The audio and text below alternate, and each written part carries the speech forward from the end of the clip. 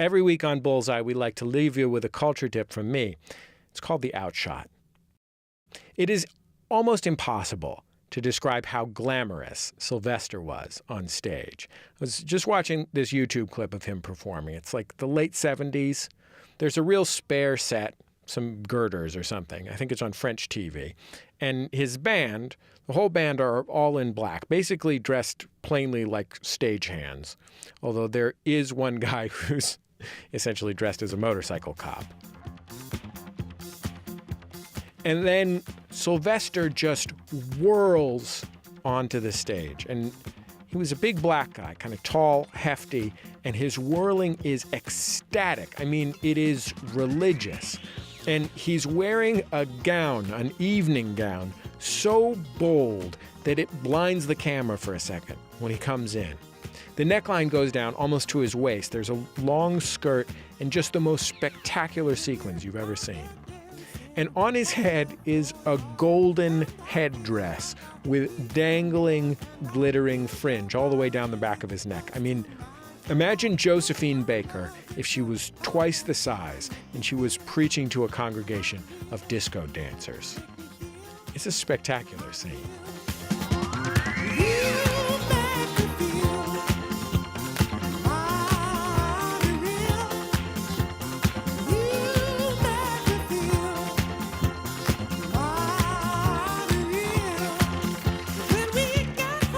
It makes sense that that song, Mighty Real, was his signature hit. And it makes sense that it was about authenticity because it is hard to imagine Sylvester bringing anything but realness. When he was 13, he was kicked out of his Pentecostal church for being gay. And that got him booted from home, too. And he ended up spending his teenage years couch surfing and rolling with a group of gay and trans black folks in LA who called themselves the Discotays. They were rough. His biographer said they were half sorority, half gang. When the Watts riots hit, they stole wigs. That's real. They could deliver a brutal reading at the drop of a hat. They could throw a punch when they needed to. And they had the wildest parties that Watts had ever seen. Their best cishet pal was Etta James.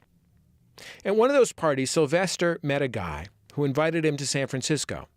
And he ended up moving there and moving in with the Cockettes, a drag group that was well known then and is legendary now. The Cockettes' shows were satirical. I mean, they were drag shows, but Sylvester never quite fit. For one thing, he was black. There were only a couple of other African Americans in the group. But he also had a different sort of perspective. He did perform as Billie Holiday and Josephine Baker, but it wasn't the same kind of camp that his troop mates were serving. I mean, for one thing, Sylvester could sing.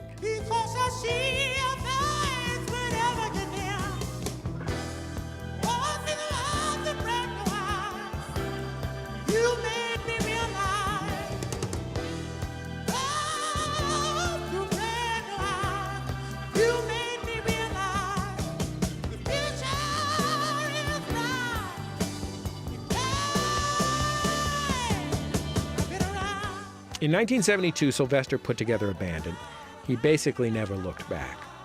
He worked San Francisco's gay scene really hard, but he also branched out. Jan Wenner from Rolling Stone put up the money for him to record a demo. He got a record deal and he started touring. And by the time disco rolled around in the middle of the 70s, he'd added 2 singers to his show. They were big, with big voices, and Sylvester called them 2 tons of fun. They said that when Sylvester and the ladies played their first big hit, Dance, parentheses, Disco Heat, close parentheses, they'd melt the floor.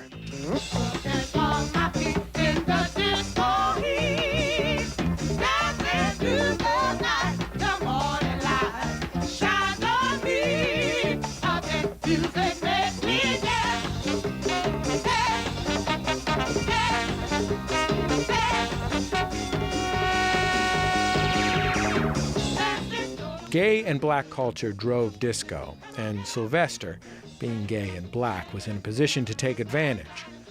Mighty Real was another top 40 jam, but when dance music was forced back underground at the end of the 70s by changing tastes and a sort of paroxysm of homophobia and racism, Sylvester didn't have a channel to the mainstream, so he returned to the gay scene that had born him.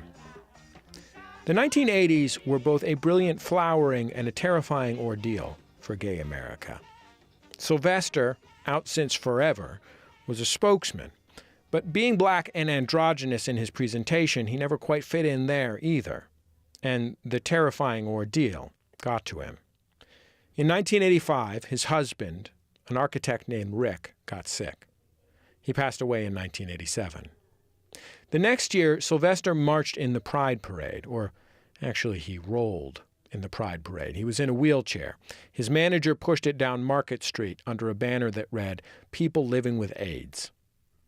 By the 1988 Castro Street Fair, which was only a few months later, Sylvester couldn't make it out of bed.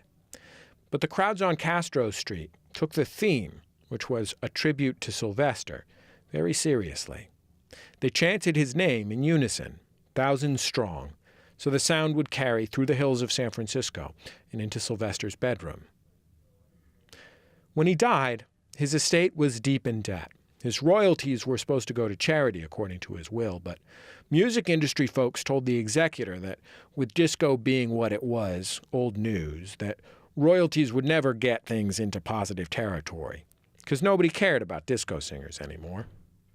But the music industry guys hadn't been in the discotheques, they hadn't seen the Cockettes, they hadn't been on the floor when Sylvester and 2 Tons of Fun were burning down the house.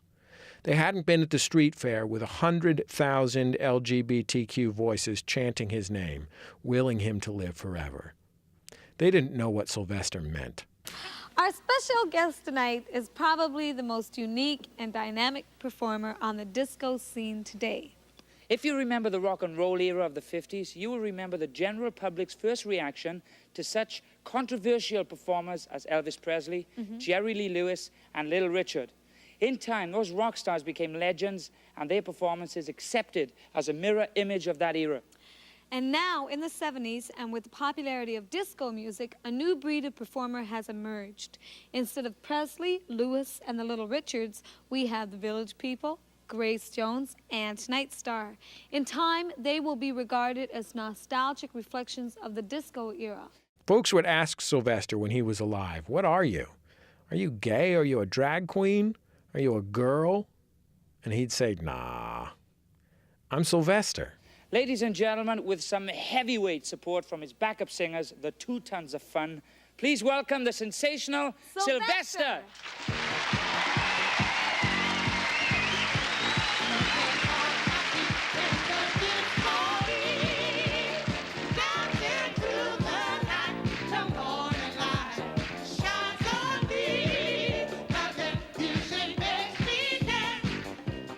That's my Outshot.